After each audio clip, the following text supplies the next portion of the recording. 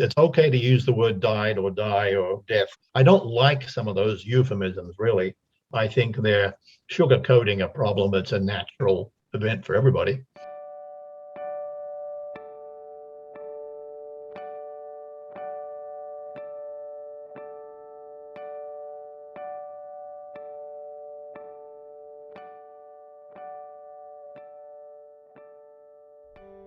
Welcome to Cancer Talks, a podcast sharing personal stories of transformation from people whose lives have been touched by cancer. My name is Claire DeLaslo, and I'll be guiding today's conversation. Our guest, Ian Becke, started his career as a family physician. He went on to co-found Hospice of the Verde Valley in Arizona and served as the director of Group Health Hospice, Kitsap County in Washington State. He has 3 boys and 5 grandchildren, and he speaks with us today from his home in Western Washington.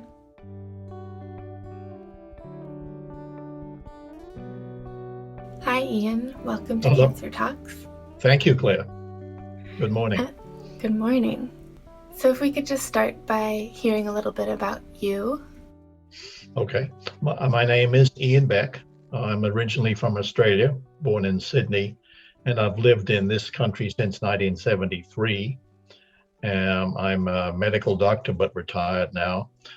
Did my training in University of Sydney and a whole bunch of it here in the US at Columbia Physicians and Surgeons in New York and other places in New Jersey, etc. And I've practiced medicine since 1976, retired in 2015. Wow. Yeah, a long time. I'm married and to my lovely wife, Bonnie, who keeps me going. We have 3 sons and 5 grandchildren, and we live in the Seattle area. And what have you been doing since you retired?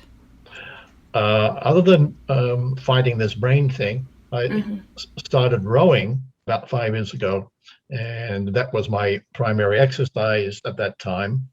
It was a really good organization that I joined, and I met a bunch of people who have been part of my main support system in this retirement time. Amazing. They've been wonderful, let me tell you. It's kind of late to get started rowing. Yeah, well, it is, but I've been looking at the average age of some of the people who are rowing there, and I'm not the oldest by any means. Wow. And it's recreational rowing. It's not competitive, but we have a rowing club nearby, and it's a wonderful organization. And the group of people that I row with, at least, have been incredibly supportive. But I had to stop rowing a year and a half ago when I got this diagnosis because I tend to fall out of the boat, and that's not always good. So I haven't rowed, but I still stay in touch with all these rowers on a very frequent basis. And what makes you fall out of the boat about your condition? Well, first, I don't do it on purpose. Sure. It happens mostly when I'm trying to get in or out of the boat because my balance is bad. And I think the water's not too deep when I step out, but I found out that several times that it was much deeper than I thought, and I sort of disappeared over the side of the boat, and it's just I'm just not up to it physically at this time. So what inspired you to come tell your story on this podcast?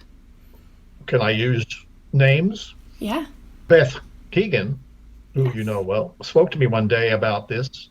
I row with her, and she's become a good friend. And she asked me if I would be interested, and not knowing what was really involved, but I thought, yeah, this sounds good. And I saw a few of the previous video recordings that you have of people talking about their journeys. And I thought that might be an interesting thing for me, and it might help somebody out there. I'm not sure, but we'll see. We'll find out. Yeah, we will find out. So I was diagnosed with brain cancer in January 2020. So I'm almost 2 years down from there now. And right in the very beginning of COVID. It was just before the beginning of COVID. Could you I'll tell tell you me about what your experience of receiving the diagnosis was like? it wasn't a surprise. Mm. Believe it or not, I had figured out on the way to the hospital just before I was diagnosed that it had to be either a brain tumor or a stroke because it came on kind of subtly, slowly. Yeah. So I figured, nah, it's not a Huh. stroke because strokes usually happen suddenly. So I was sort of expecting that.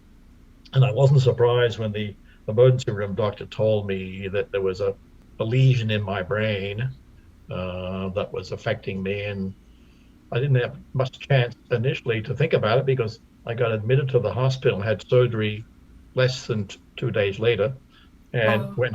went home the day after surgery, which So they was were good. able to remove the whole tumor? No, they can't. Because of the brain tumors in general cannot be this kind cannot be removed in total Hmm. because if you want to remove it completely, you're taking out some important parts of the brain that you really need to have to function. Yeah. So they take out as much as they can, but I don't know what percentage it is. So then they give you radiation for 6 weeks. It was 5 days a week, so it was 30 treatments, which was fine. Radiation doesn't really make you sick at least to the head. And then I had some oral chemotherapy. Not I didn't have any injection Hmm. chemotherapy. So that was well tolerated. And then we came back to Washington after all that was done in April of 2020. And subsequently, I had a treatment called Optune, Optune. And I Hmm. think some of the people who have this disease have used it. And it's an electrical therapy that is applied through the scalp, through the skull, directed to the center of the brain of the tumor, and it's a device you wear over your head connected to a battery pack, and you leave it on 21, 24 hours a day, depending on how much you can stand of it. And I had Uh-huh. that for a year, which is a big Every day. every day. It's a big Wow. commitment. It's a big commitment for the caregiver because the caregiver has to put all these arrays on your head and make sure Whoa. your scalp is not, having problems, which it did.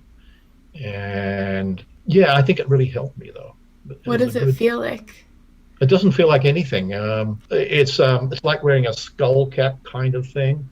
Yeah. It gets hot, Hmm. but there's no sensation of electricity or that kind of Wow. thing. But when you say depending how long you could tolerate it, Like what? some people use it for years, Hmm.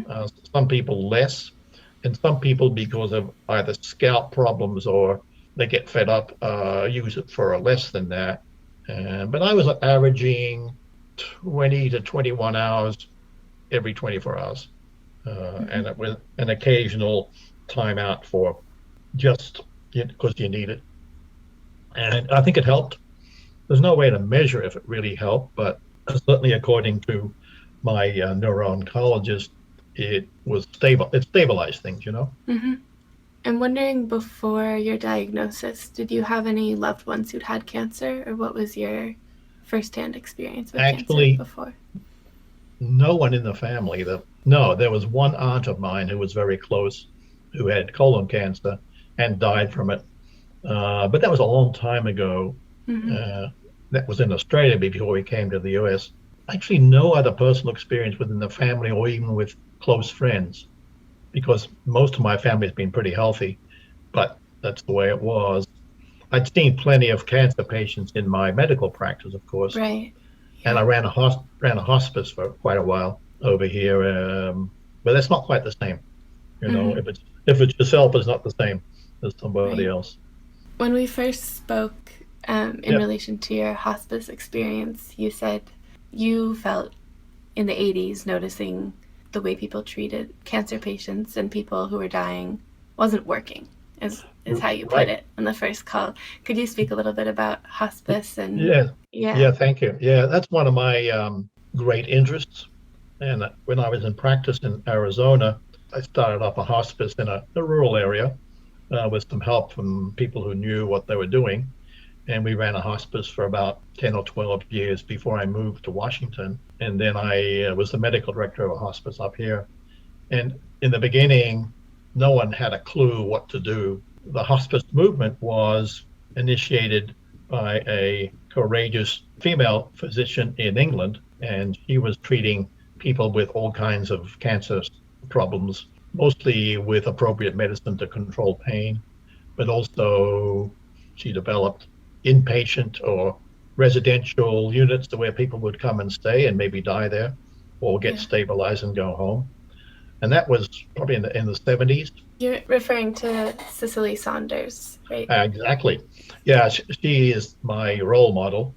She's a wonderful, was a wonderful lady. And she started the hospice movement in England a long time ago when she had access to better medication than we have here or had then. And she was using morphine, heroin, I think cocaine, and all kinds of drugs that were not available here, although some of them have become more available here. And her evidence was quite obvious that she proved to be able to control people's symptoms and improve their quality of life with pretty simple means. And we copied her model as best we could, and it actually seemed to work quite well.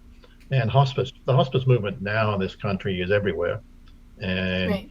it's available for just about anybody if they can access the local one. But I think nearly every community in this country has access to some kind of hospice or terminal care. Yeah, And, absolutely. yeah, and it really works. I saw it described.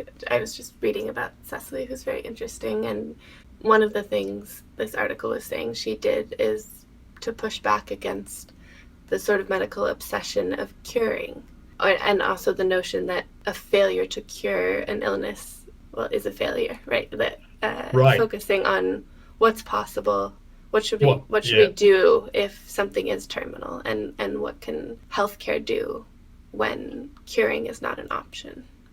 that's a very good point. The party line is we got to cure this thing, and in some cases still happens where oncologists, for instance, keep treating a patient up until Mm-hmm. the day they die or right up until that time, Right. and they just don't get it. They don't understand that an attempt to cure something that's incurable is a ridiculous approach Yeah. and puts the patient and family through too much suffering unnecessarily. So to be successful in the hospice movement, you have to accept the fact that you're not going to cure anyone, Right. and you can make their life more pleasant. You can maybe extend their life a little while, but you can give them dignity and Yeah. get them out of the hospital and more comfortable at home. Yeah. Yeah. I have a direct quote from Dame Cecily Saunders. She wrote, "It appears that many patients feel deserted by their doctors at the end. Ideally, the doctor should remain at the center of a team who work together to relieve where they cannot heal, to keep the patient's own struggle within his compass, and to bring hope and consolation to the end." She's absolutely right, and thank you for that quote. She's right. There was a lot of pushback, still is to some degree, Yeah. by people who want to cure things or people who don't want to admit that they failed, even if they didn't, so to speak. Right. And so that approach is really, really appropriate, and it works.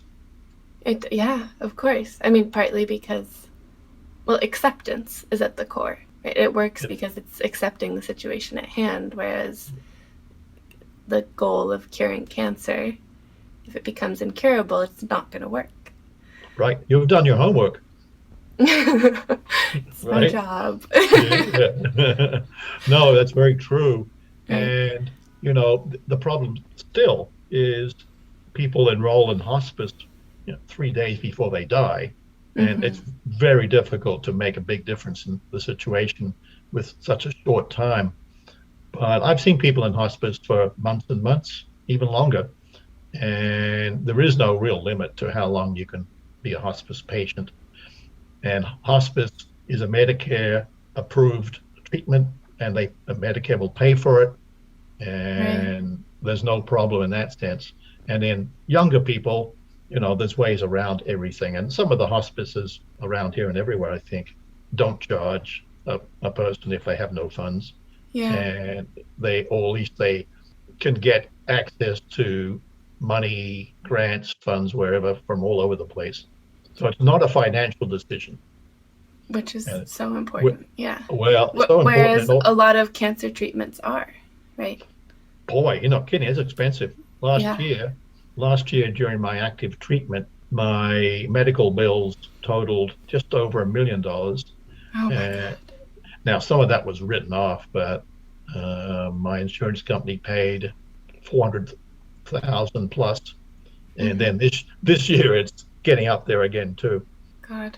And what's been your experience of, speaking of hospice as a movement, how how do you see that movement growing over the past few decades, and what kinds of things do people do to help it grow? And I mean, like for example, with your experience of starting the hospice center in Yeah, Arizona. Yeah. yeah. It took a while, of course. People were suspicious.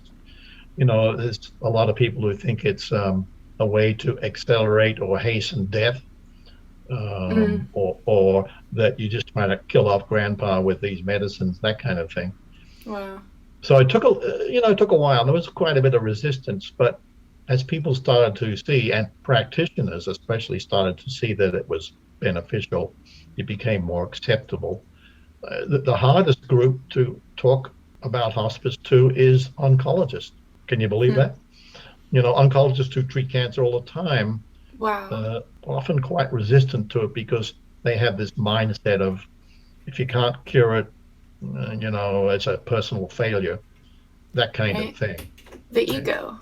yeah, There's a yeah, yeah. absolutely. And oncologists are really not taught to address end of life issues or hospice as much as sometimes family practitioners who perhaps know the patient better too. Yep. Um, so yeah, it's you have to sell it to people, but I think most practitioners who have seen it operating once in one or two patients would tend to be very much more accepting. Right. I mean, yeah, what's amazing about it is from the beginning it's included, well, it's been a whole person approach, right? Right. It's not separating the symptoms or the illness from the Well, person, right. their family, Yeah, their beliefs. you're right. And hospice includes the services of an RN, but also a social worker, Mm-hmm. a spiritual counselor, a someone to help you bathe and stay clean, a physical therapist if you need it. That's a whole team, Yeah. and so it's not just one person. So the whole team will come and see the person with the cancer, and it doesn't have to be just cancer, by the way. I'll talk Of about that. course. But so the whole team is involved, and at least once a week there's a team meeting to talk about the patients in the program and what can we do better, what needs to happen next. As I said, hospice is not confined to treatment of cancer patients. I've seen people in there with strokes, Lou Gehrig's disease, terminal illnesses of almost any kind, and so it doesn't make a big difference whether the diagnosis is cancer, as long as it's likely to be terminal and that the patient will likely die within 6 months. But that's not a hard and fast rule either. Right. Do you imagine you'll go into hospice yourself? Yes, I do. I'm not sure when, but I think it's getting closer and closer. Hmm. Um, I've been actually very lucky to live as long as I have. It's getting on for 2 years, which is much longer than the average person with glioblastoma that I have. And I think I will, but I don't know when. I've got everything organized to set up, but not quite ready yet. You have to be homebound to Ah, qualify for hospice, so you can't be going outside the house and seeing friends or traveling. So it's going to be a while yet, I think. and I heard you've been doing quite a lot of traveling. Yeah, you did. Well, you're not wrong. We've been lucky. We went recently on a Mediterranean cruise to Malta and Croatia and some other places, which Mm. I never thought we'd do.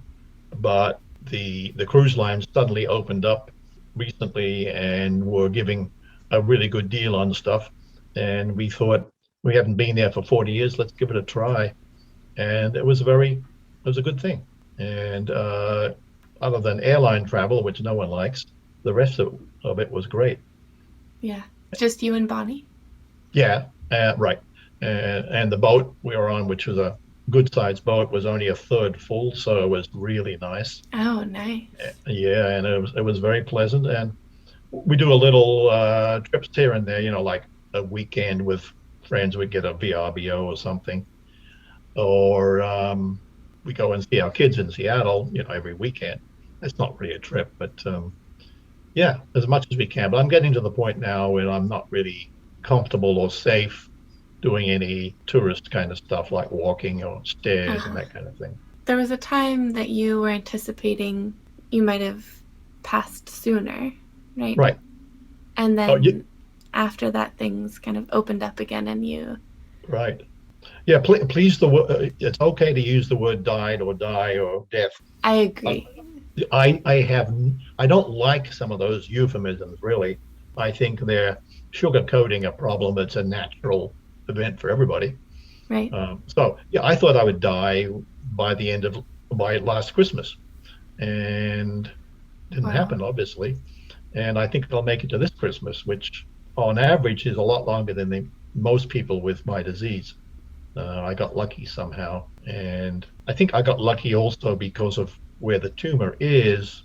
It hasn't affected some of the vital parts of life, like speech or understanding or locomotion. I mean, my locomotion's not good, but I don't have any paralysis or anything like that. Right. My vision is very bad and my balance is not so good, but you can live with that. How are you feeling in the time after you realized you'd made it past the doctor's predictions? It was a bit of a surprise, to put it mildly. I was very happy, but at the same time, I was a little disappointed because, no, I know that sounds funny, but that's true. I was a little disappointed because I'd set my sights on, last Christmas, and then that didn't happen. So I had to kind of reorganize my expectations and my projections of what was going to happen next. So that took a little while. It almost sounds like you were more surprised when you didn't die than you were when you got your diagnosis. You got that right. It's exactly true. And I know that normally people wouldn't say that to me, but thank you. It is true. And I think the whole family was waiting, in a sense. But maybe they were all disappointed too. I don't know. They didn't say it. But it's allowed a lot of time to enjoy life and to do some things that I thought would never happen. So yeah, it was like a bonus, and I'm very grateful for it.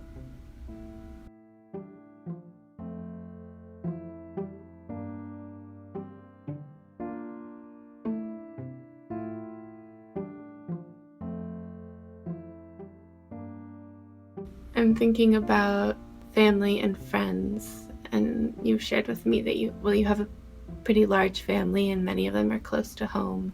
Could you tell me maybe a little anecdote about the support you've received from family? Certainly. My family, most of them live in Seattle, and one of the sons and his family live in Arizona. But the Arizona family comes to visit quite often. And my son was from Arizona, was just here and left yesterday.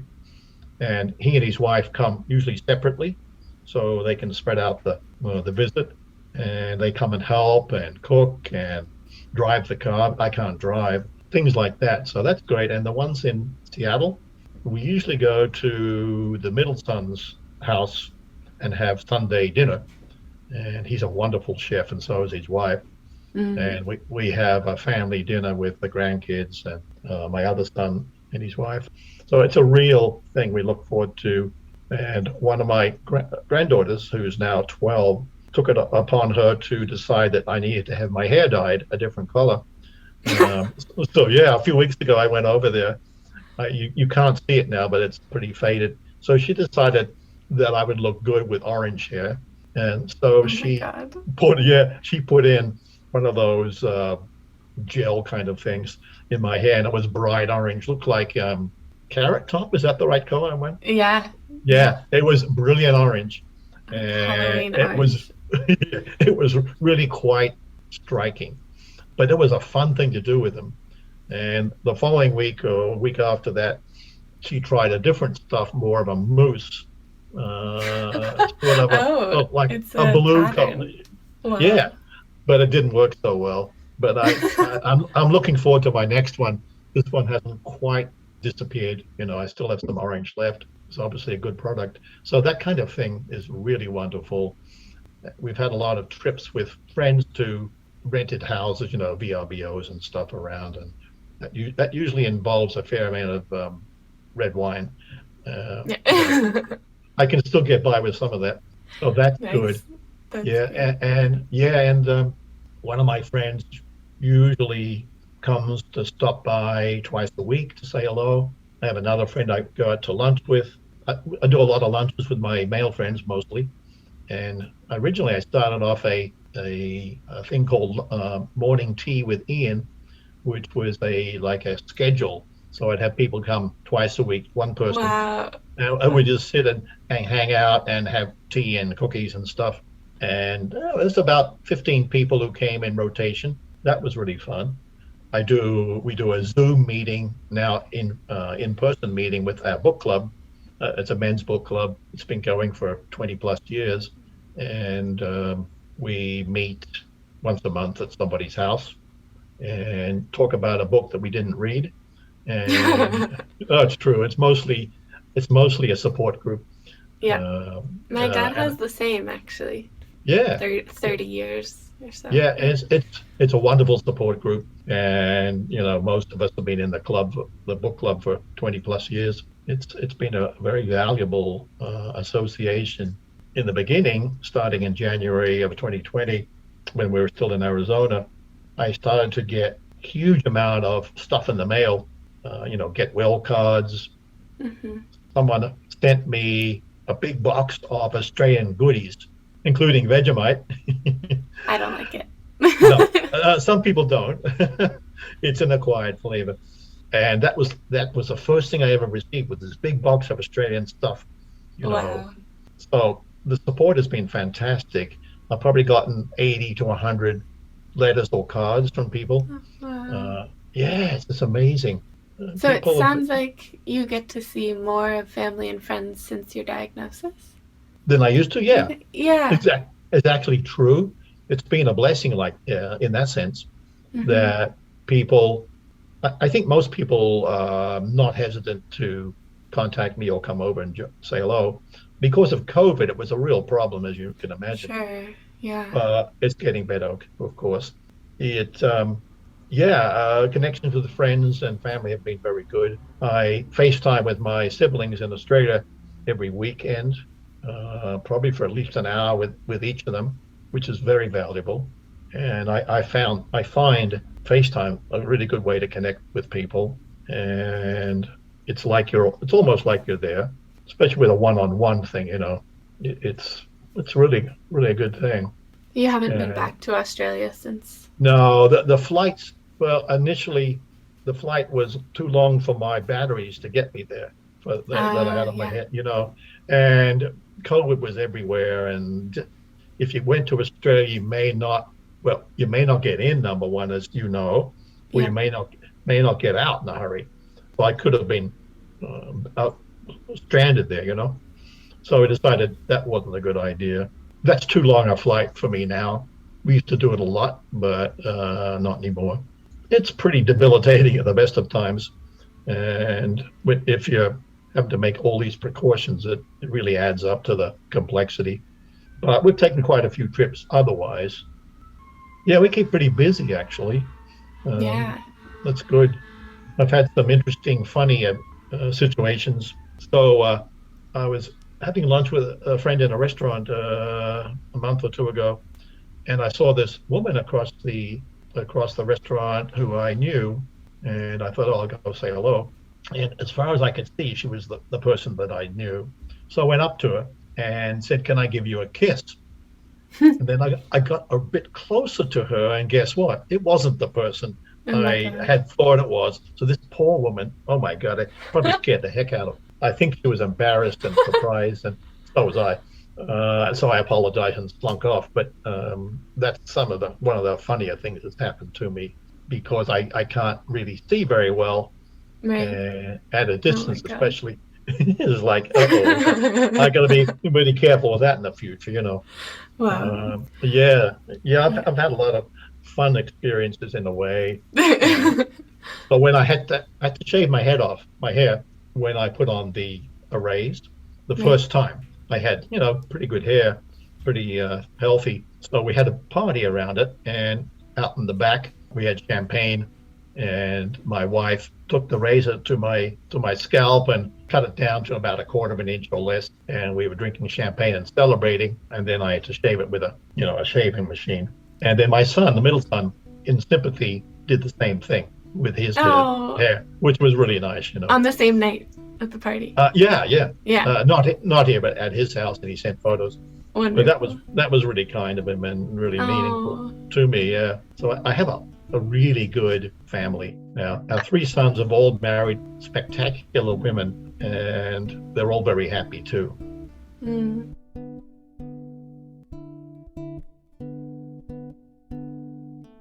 Cancer Talks is an interdependent community project with a production team of 3, and we count on your contributions. We'd like to thank Christine Chen from New Mexico for her recent contribution. If you've learned from or been inspired by these conversations, please consider joining Christine and becoming a donor. To support us starting at $5 a month, or to make a larger tax-deductible contribution, visit patreon.com/cancertalks. I just love the idea of making those, shared markers in a cancer journey of shaving the head or, things that most everyone goes through, turning it into a celebration or a ritual or a party. Yeah, So right. Yeah. Exactly. And it was not an unhappy scene at all. My friends were here, and we drank champagne and celebrated. It's just hair. In that sense. Yeah, and it grows back. Yeah. Right. And one of the interesting things is that I go to see my oncologist every 2 months over at the University of Washington in Seattle. And that's one of the most fun experiences ever. Can you believe it? Why? Well, I'll tell you, he's a young guy. He's very stylish, and he's got a lovely sense of humor and a really good brain. He's very clever. And it's just a fun experience. We always enjoy it. Yeah. And he gives me the power to say yes or no. I don't want this. I do want that. He doesn't push me hard on anything. And it's always a really good experience. The first time we went to see him, the appointment lasted 2.5 hours. And generally, the appointments last between an hour and an hour and a half, which is unheard of. He works for a foundation that is well funded, as well as working at the university.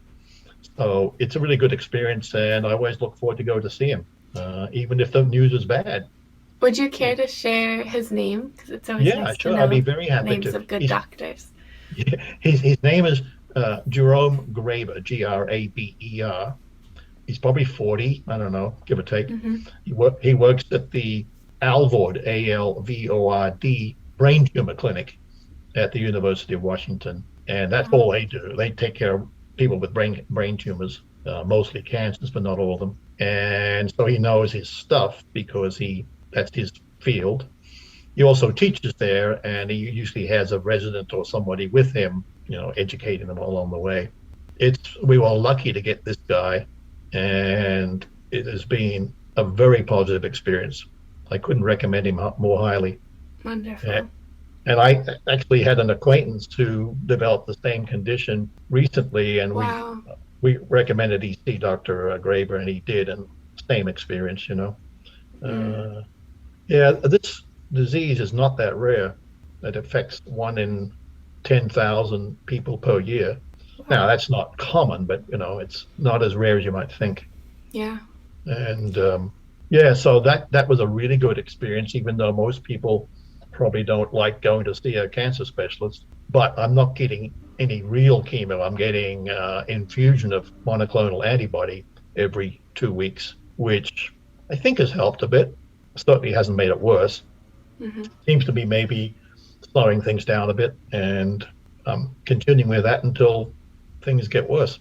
One question we like to ask, and that seems to be a thread in a lot of people's stories, is what's changed since your diagnosis, or sort of what have you learned, or changed in the sense of your outlook on life, or some new perspective.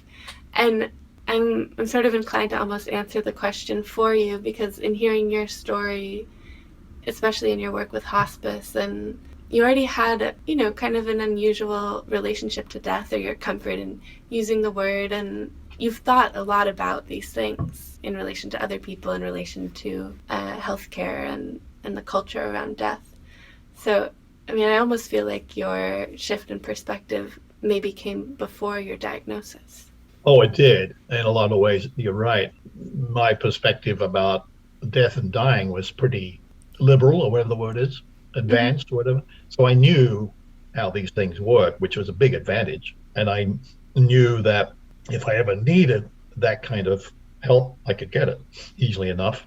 I'm on a palliative care program right now, but that really doesn't offer a whole lot. But later on, it'll morph into hospice. But being in the field doesn't hurt at all. I know the terms, I know the options to some degree. I know who to contact if I need to get something done. I know a lot of the medical people in this area, which I'm lucky, very lucky for that, because people see me and they ask how I am, et cetera, et cetera. One of the things that really peeves me is, can I use the word pisses me off? Sure. Sorry, but is people I run into say, "Oh, you look so great. You look wonderful." It's like, oh, that really just chaps my hide, because you don't believe it. Well, I guess I'm not supposed to look different because it's all inside my head, if you know what I mean. Uh-huh. But it's like, then I have to explain to them what's really going on. Sure. So, right. so right now, if I can do it before I say hello, I say, I look okay, but the inside is not so good.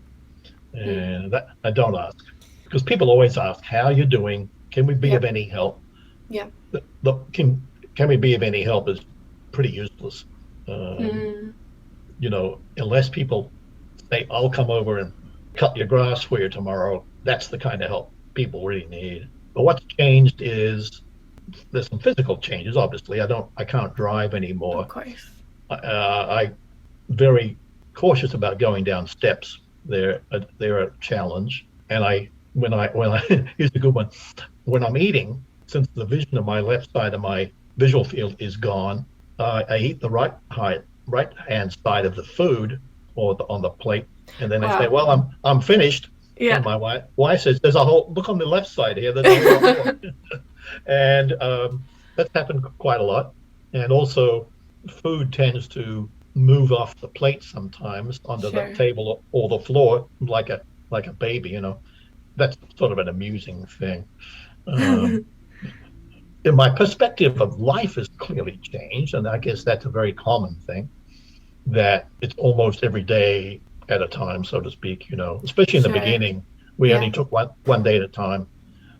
Now, then we morph that into a week at a time, or a month, and now it's sort of, we've come back to every day, one day at a time, but not expecting it to be different the next day, if you know what I'm saying. It's more realistic, and my wife and I have had lots of very in-depth conversations that have helped, and we've been to see a counselor quite a few times to help. To help on communication issues and stuff like that, and that's been very helpful. And I'm taking an antidepressant now because I was somewhat depressed, recently, and so I think that's helping a little bit. And I'm taking a whole lot of pills, like 9 or 10 every day, whereas I used to take 1 or 2, unfortunately.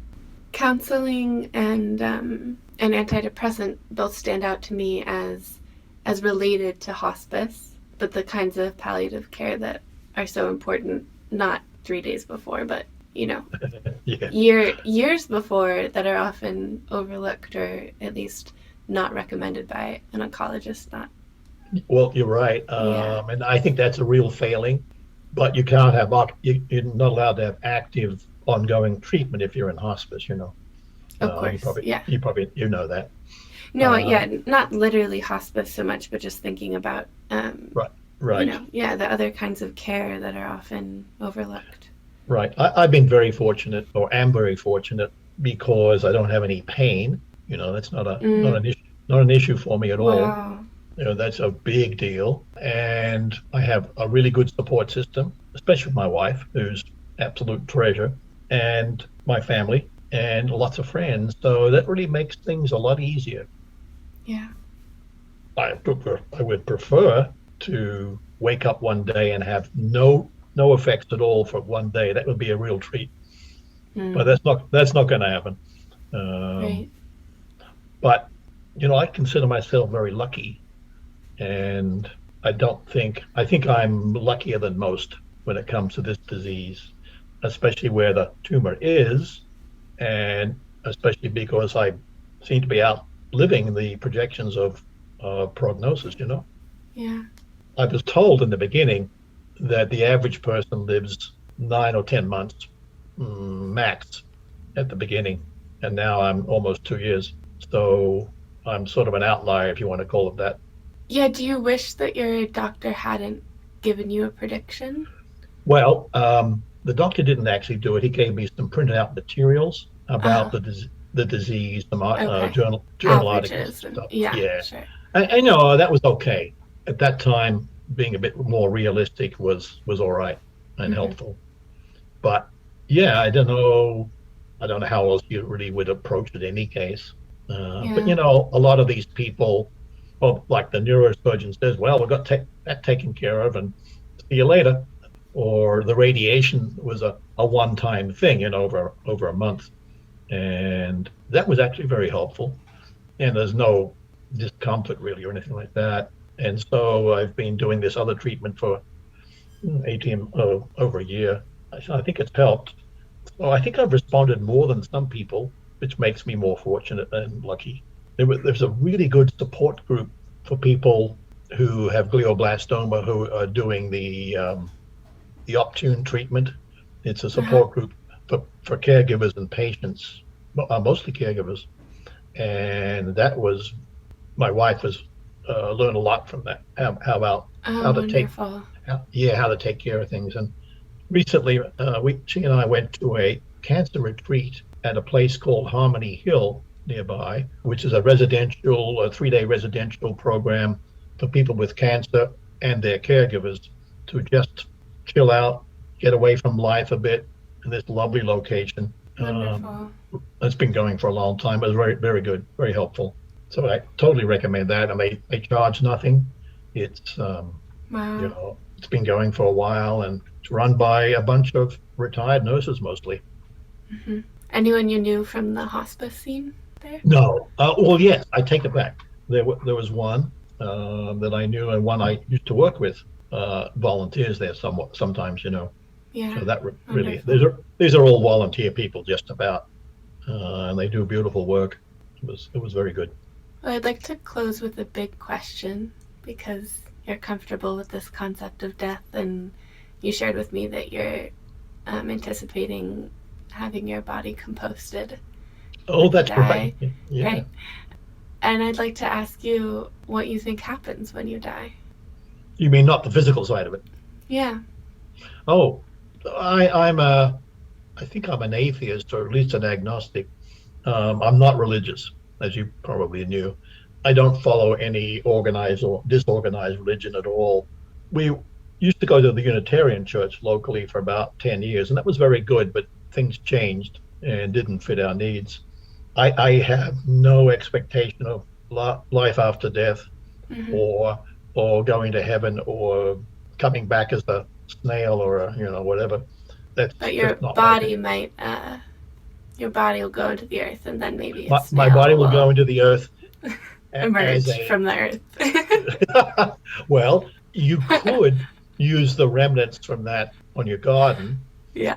Right. No, because it actually generates a large volume of stuff because you're composted with a lot of compostable material as well. Yeah. And so it ends up weighing more than you do when you die, and you can do what you want with it or not. So I think that's it. Once I'm dead, I'm dead, and there's no more activity. There's no afterlife. There's no reincarnation, whatever you want to call it. But in the meantime, there's lots and lots of activity. Yes, I'm making Yeah. up for it now, maybe, Right. as best I Exactly. can. Yeah, right, right. Yeah, so I don't believe in that. I know lots of people do, and that's fine. But I don't know how you prove it. Me neither. Yeah. Well, It's an impossible problem, I think.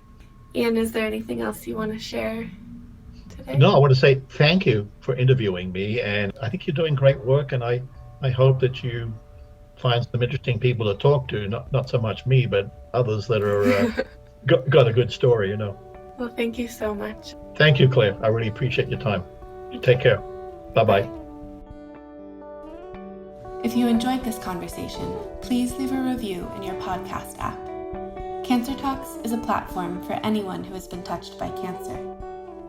If you'd like to be in community with other cancer thrivers seeking personal transformation, join us on Zoom every Thursday at 5 p.m. Pacific. Visit cancertalks.com/Zoom to register. If you're moved to donate, please visit patreon.com/cancertalks.